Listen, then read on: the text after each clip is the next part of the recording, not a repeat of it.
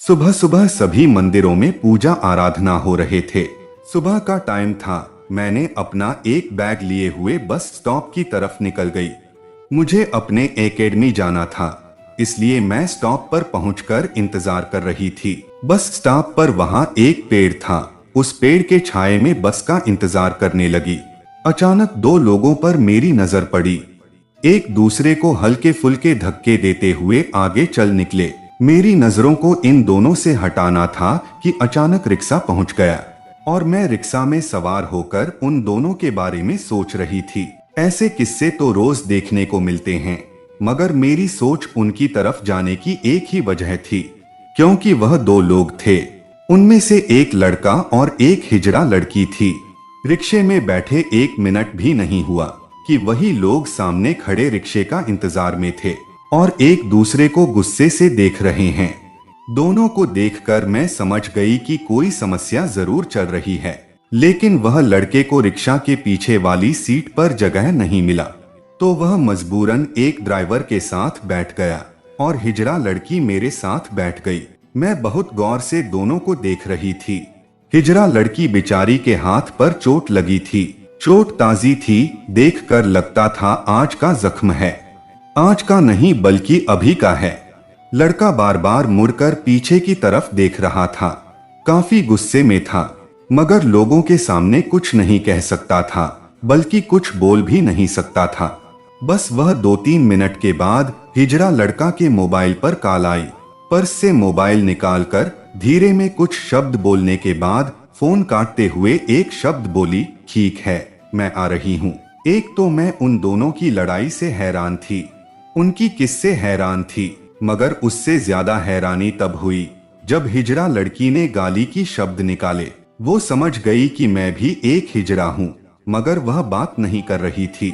शायद मुझे भी जमाने की इन बदबूदार करैक्टर वाले लोगों जैसा समझ रही थी, जिनकी हाथों से वह लालच टपक रही थी। मगर उसने तो बात नहीं की, मगर मैं बात करने की कोशिश कर रही थी उस हिजड़ा लड़की से। और बदकिस्मती से कि मैं खुद भी एक हिजड़ा थी। मुझे पता था कि यह जमाने वाले हिजड़ा को कितनी घटिया निगाहों से देखते हैं और इनकी गालियों के नीचे दिन गुजारना पड़ता है। मगर हम दोनों के एक दूसरे की पहचान की। उसके बाद मैंने बात को आगे बढ़ाते हुए कहा, अच्छा बताइए, आप उस लड़के के साथ क्यों झगड़ा कर रही थी? कहने लगी, क्या बताऊं, लंबी स्टोरी है। जब उसने यह बात कही कि लंबी स्टोरी है, तो मुझे बर्दाश्त नहीं हुआ और मैंने फिर उससे पूछने की कोशिश की। कहने लगी, सबसे पहले मेरी बदकिस्मती जो कि मैं एक हिजड़ा पैदा हुई, और उसके बाद दूसरी बदकिस्मती के एक ऐसे मोहल्ले में मेरी पैदाइश हुई जहां मुझे मुश्किल से कुछ ही लोग इंसान समझते, और मेरी तीसरी बदकिस्मती कि मुझे बचपन से ही बेघर किया गया था। अच्छा क्यों, आखिर क्यों तुम्हें बेघर किया गया था, वजह क्या है? कहने लगी, वजह यह है कि मैं एक हिजड़ा हूँ और हिजड़ों को तब घर में रहने देंगे जब उन्हें इंसान समझेंगे। अब तक तो हमें कोई इंसान ही नहीं समझता, तो घर में क्या रहने देंगे। मैं बहुत छोटी थी, मुझे याद है घर में मेरी किसी के सामने इज्जत नहीं थी। मेरे सारे बहन भाई मुझसे अलग थलग थे और जो भी चाहते वह मेरे साथ कर सकते थे, मगर मुझ में हिम्मत नहीं थी उन लोगों को कुछ बोलने की। मैं बाकी बहन भाइयों की तरह अपने कपड़ों को अलमारी में नहीं रख सकती थी, बल्कि मेरे कपड़े को एक फटी पुरानी चादर में बांधकर घर के कोने में रख देती थी। खैर, मैं हर दर्द को बर्दाश्त करती रही। मैं जानती थी कि वक्त हमेशा रुकता नहीं है, वक्त बदलता है, और वह मजबूर थी, क्योंकि जब मैं घर से निकलती थी तो मोहल्ले वाले लोगों की आवाजें मेरे कानों तक बहुत गंदी तरह से आती थी। देखो वह जा रही है, गालियों के शब्द निकलते थे मेरे कानों को चीरते हुए। मुझे बहुत तकलीफ होती थी उस आवाज से, मुझे घर से निकलने ही नहीं देते। यूं ही वक्त गुजरता रहा, सब मुझसे तंग और परेशान हो गए, और एक दिन सबने राय करके मुझे घर से घसीटकर निकाल दिया। सुबह 8 बजने को थे जब मुझे घर से निकाला गया।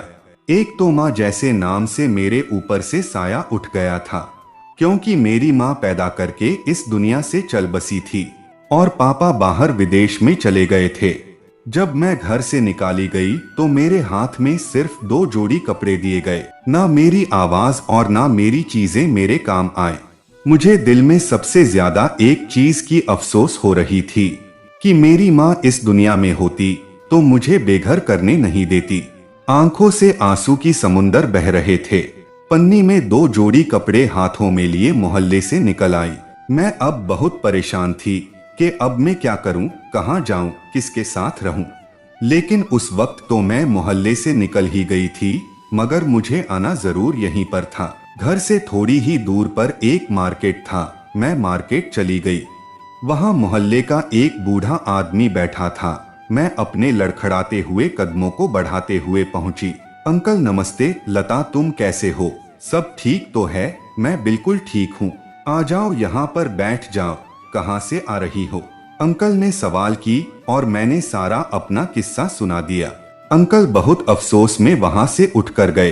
अंकल जी कहाँ जा रहे हो? तुम बैठो, मैं यूं गया और यूं आया। 5 मिनट बाद जब अंकल वापस आ रहे थे तो दोनों हाथों में 2 गिलास लेकर आ रहे थे। अपने लिए सेब और मेरे लिए अनार का जूस दोनों गिलास टेबल पर रखते हुए कहने लगे, आपके लिए एक अच्छा राय है मेरे पास। जी अंकल, मैं सुनने को तैयार हूँ। अच्छा तो बेटी, अगर तुम्हें घर से निकाली गई हो तो तुम्हें परेशान होने की कोई जरूरत नहीं है। मैं जानता हूँ कि मैं तुम्हें अपने घर तो नहीं ले जा सकता, पर हाँ मैं तुम्हारी मदद जरूर कर सकता हूँ। गली नंबर 5 में एक मकान खाली है। वह 2 कमरे और रसोई और बाथरूम वगैरह सब कुछ वहाँ पर है। बिजली, गैस, पानी, सब चीजें आपको सारे सुविधा वहाँ पर मिलेगी। किसी भी चीज की कोई परेशानी नहीं होगी। वह कुछ कहने ही वाली थी कि रिक्शा वाला बरस पड़ा। कब से स्टॉप पर पहुंच गए हो? तुम दोनों उतरोगे या नहीं? हम दोनों रिक्शे से उतर गए। मैंने उसे किराया देने से मना किया। मैं खुद किराया दी।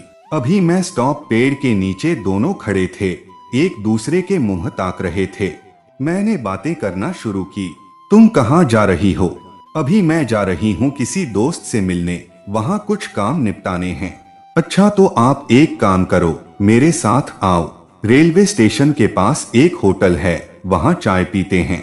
वहाँ चाय बहुत अच्छा मिलता है और चाय पीते पीते मैं तुम्हारी स्टोरी भी सुनती रहूंगी।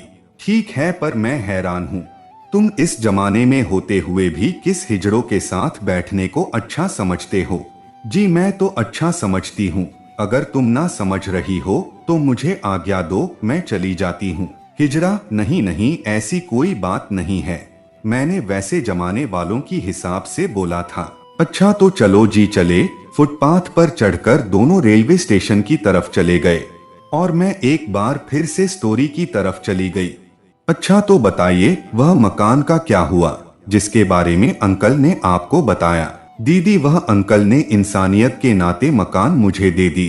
अच्छा, फ्री में नहीं है? उसने कहा यह पहला महीना है, फ्री गुजार लो और अगले महीने में कोई काम धंधा करके मुझे दे देना। 1000 रुपए किराया है। मैं राजी हो गई और मकान की चाबी मांगी।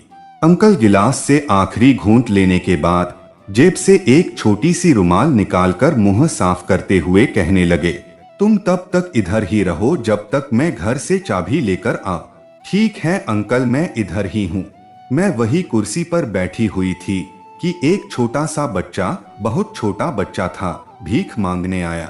उसने भगवान का नाम लेकर हाथ आगे बढ़ाया तो मुझे तरस आया कि कोई हाथ अगर किसी के तरफ बढ़ाता है तो कई उम्मीदों के साथ बढ़ाता है, और अगर कोई हाथ भगवान का नाम लेकर बढ़ाए तो उसे कभी खाली मत लौटाओ।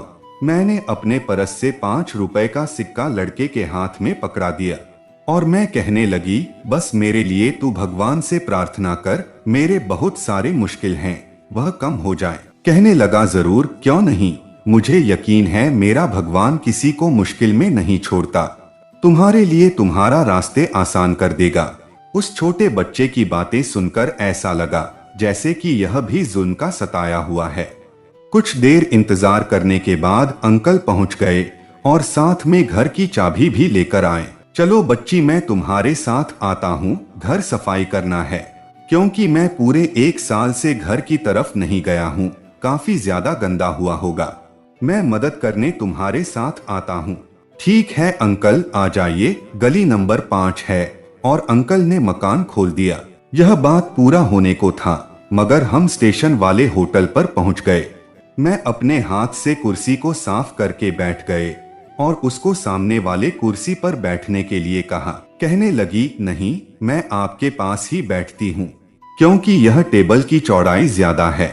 अगर मैं सामने बैठ जाऊंगी तो मुझे बात करते वक्त जोर से बात करनी होगी, और जोर से बात करना मुझे बिल्कुल भी पसंद नहीं है। इसलिए अगर आप चाहे तो मैं आपके पास ही बैठती हूँ। ठीक है, कोई बात नहीं, बैठ जाइए। इतने में होटल वाला भी पहुँच गया। जी मैडम, क्या लेना पसंद करेंगी? जी भाई, 2 कप चाय और 2 नमकीन बिस्कुट ले आए। स्टेशन पर ज्यादा लोगों का भीड़ नहीं था, क्योंकि रेल को 1 घंटा बाद स्टेशन पर आना था। थोड़े ही लोग थे स्टेशन में। लोगों को बहुत गौर से देख रही थी। गौर से देखने की वजह यह थी कि लोग वहां इस तरह नहीं दिखते हैं जैसा कि स्टेशन के बाहर दिखते हैं। जो लोग माँ बाप को छोड़ करके रो रहे थे, तो कुछ लोग माँ बाप से मिलकर खुश हो रहे थे। कुछ लोग यार की जुदाई से टूट रहे थे, तो कुछ लोग यारों से मिलकर खुश हो रहे थे। वहां कुछ लोग लाल वर्दी में थे, जिनकी वर्दियां धूप में सड़क पर पीला हो चुके थे। मुझे किसी मंदिर के पुजारी लग रहे थे, तो कुछ सफेद कपड़े पहने हुए थे, मस्जिदों में जा रहे थे। कहीं कुछ लोग खाकी वर्दी में थे, अपने फर्ज को अंजाम दे रहे थे, तो कहीं कुछ लोग सारी दुनिया से अलग थलग बैठे थे। बड़ा अजीब मंजर था। धड़ धड़ आहट की, हर कोई अपने काम में लगा हुआ था। काफी लंबी चुप्पी के बाद हिजरा बहन ने गिलास में पानी डालकर गिलास को मेरे सामने रखते हुए कहा, मैडम पानी पी लीजिए। जी पी लेती हूँ। 2 घूंट पानी पीने के बाद मैंने अपने बचे हुए पानी कुर्सी के पीछे लगे हुए पौधे के नीचे डाल दिए और फिर गिलास को पानी से भरकर हिजरा बहन के सामने रख दिया। मैडम, तकलीफ करने की कोई जरूरत नहीं थी, मैं पानी खुद भी पी लेती। नहीं नहीं, कोई बात नहीं। अच्छा तो बताइए मकान का क्या हुआ? जी, तो मैं और अंकल दोनों ने मिलकर बहुत खुशी खुशी मकान की सफाई की, और अंकल ने 1000 के नोट मुझे पकड़ाकर निकल गए और कहने लगे, अगर कोई दरवाजे पर आए तब तक दरवाजा को मत खोलना जब तक कि वह अपना बारे में ना बताएं। ठीक है अंकल, भगवान आपको खुश रखे। अंकल के साथ 1-2 घंटे बाद बहुत खुशी से, मगर बात सिर्फ मैं जानती थी कि मुझ पर क्या गुजर रही है। दोपहर खाना खाने के लिए पास के होटल से रोटियां थोड़ा सा दाल लेकर घर आई। खाना खाने के बाद एक ही दिमाग में बात चल रही थी, मैं लोगों के सामने झोली फैलाऊंगी और लोगों से भीख मांगूंगी। यह फैसला मैंने तब की जब मुझे सब कामों से ना उम्मीद का सामना करना पड़ा, क्योंकि यहाँ लोग जॉब कर सकते हैं जिन लोगों का अच्छा जान पहचान हो। मगर मैं इस बदकिस्मती से भी पीछे थी। सिर्फ मैं नहीं बल्कि मुझ जैसे हजारों लोग मेरे जैसे हैं। और वहाँ 3-4 जगह पर कंपनियों में भी जॉब के लिए ट्राई की, मगर नहीं मिल सका। खाना खाने के बाद घर में ताला लगाकर मार्केट चली गई। मार्केट से एक मेकअप का डब्बा लिया और घर आकर मेकअप करके इलाके से दूर दूसरे शहर में झोली फैलाना शुरू की। उस वक्त मेरी उम्र 18 साल थी जब मैंने लोगों के सामने झोली फैलाना शुरू कर दी थी। दूसरे शहर में जाने की वजह यह थी कि वहां पर मुझे कोई ना पहचान सके मैं कौन हूँ। जब मैंने लोगों के सामने झोली फैलाई तो कुछ लोग 5 रुपए के सिक्के हाथ पर रखकर 1000 दुआओं की भीख मांगते, तो कुछ लोग सैकड़ों नोट रखकर चुप चल देते, तो कहीं कुछ लोग नशा भरे निगाहों से मुझे नोच लेते थे। कुछ लोग कुछ सिक्कों के बदले मेरी जिस्म को नोचना चाहते थे। यूं ही सूरज डूबता गया। मैं भीख मांगते मांगते घर के करीब आ पहुंची। बहुत प्यास लगी थी। मुझे वहां सड़क के किनारे एक गन्ने का रस निचोड़ने वाला था। उससे एक गिलास रस लेकर पिया। जब गिलास रख रही थी तो अचानक उस बच्चे पर नजर पड़ी। दिल ने चाहा उस लड़के से उसके बारे में सुनूं। यहाँ आओ बच्चे, वही भीख मांगने वाला था जिससे पहले भी एक दफा मिल चुकी थी। जी दीदी, क्या मुझे गन्ने के रस पिला रही हो? हाँ हाँ, क्यों नहीं। पहले बताओ मुझे, तुम कहाँ रहते हो, तुम्हारे माँ बाप कहाँ हैं और तुम्हें किसने भीख मांगने भेजा है? दीदी आप मुझे गन्ने का रस पिलाओगे तो मैं बताता हूँ, वरना नहीं बताऊंगा। हाँ क्यों नहीं दीदी, मेरे माँ बाप स्वर्ग सुधार गए हैं और मैं अपने चाचा के घर में रहता हूँ। चाचा मुझे कहते हैं खाना बाहर खाओ, घर में सिर्फ सोने के लिए आया करो, तो इसलिए मैं भीख मांगने पर मजबूर हूँ। अच्छा तो यह माजरा है। हाँ तो एक काम करो, आज से मेरे साथ रहो। ठीक है, तुम भीख नहीं मांगोगे, तुम सिर्फ मेरे साथ रहो, ठीक है? आज से हम दोनों एक दूसरे के साथ रहेंगे, ठीक है? दीदी मैं बिल्कुल आपके साथ रहूंगा। हाँ अच्छा, क्या तुम्हारे चाचू तुम्हें नहीं ढूंढ लेंगे? नहीं नहीं दीदी, मैं एक हफ्ते से सड़क किनारे भटक रहा हूँ, फिर भी मुझे कोई पूछने तक नहीं आया कि तुम कौन हो और कहां से हो, क्या कर रहे हो। बस वह पहले इंसान तुम हो जो मुझसे पूछ रही हो। फिर ठीक है, आज से हम दोनों दोस्त हैं। अच्छा अपना नाम बताओ। जी दीदी मेरा नाम सुनील है। आपका? जी मेरा नाम रिंकी है। मुझे यह नाम पसंद नहीं है। यह कहानी सुनाने के बाद कहने लगी, दीदी आपका चाय तो बिल्कुल ठंडा हो चुका है। ओहो सॉरी, चाय कब लिया, मुझे पता ही नहीं लगा। ठंडी चाय को एक घूंट में मैंने पी लिया और बिस्कुट ऐसा ही प्लेट में पड़ा रहा। जी तो आप अपनी बात को आगे बढ़ाइए। माफ कीजिए, लगता है कि आज आपका टाइम वेस्ट किया मैंने। नहीं दीदी कोई बात नहीं, बचपन से लेकर आज तक तुम ऐसे आदमी हो जो इतने गौर से मुझे सुन रहे हो। जी तो वह लड़का पहले दिन से ही मेरे साथ रहने लगा और मैंने उसे स्कूल में दाखिला भी करवा दिया। मैं उसे एक कामयाब आदमी देखना चाहती थी, मगर बदकिस्मती 7 क्लास पढ़कर स्कूल छोड़ दिया उसने और उसके बाद 2 साल मेरी नजरों से गायब हो गया। फिर 2 साल बाद वापस आया और मुझे अपने बारे में कुछ भी नहीं बता रहा है कि वह कहाँ गया और कहाँ से आया। जब वापस आया तो नशे में डूबा था। जब भी उसे पैसे देती तो वह नशे में खर्च कर देता और मेरे साथ रोजाना लड़ता रहता। और आज भी मुझे बीच सड़क पर लोगों के सामने घसीटा है पैसे के लिए। आज मैं परेशान हूँ, अगर सिर्फ पैसे मांगता तो मैं उसके लिए कहीं से भी पैसे लेकर आती, मगर बदकिस्मती से वह भी कह रहा है कि तुम एक हिजड़ा हो और यह घर मेरा है, इस घर से निकलो। स्टोरी सुनने के बाद हम दोनों अपने अपने रास्ते चल निकले। जब मैं अगले दिन अखबार खरीदने अखबार वाले के पास गई तो सब न्यूज़पेपर के फर्स्ट पेज पर सुर्खियों में कुछ लिखा था कि दूसरी दफा घर से निकालने पर हिजड़ा ने खुदकुशी कर ली।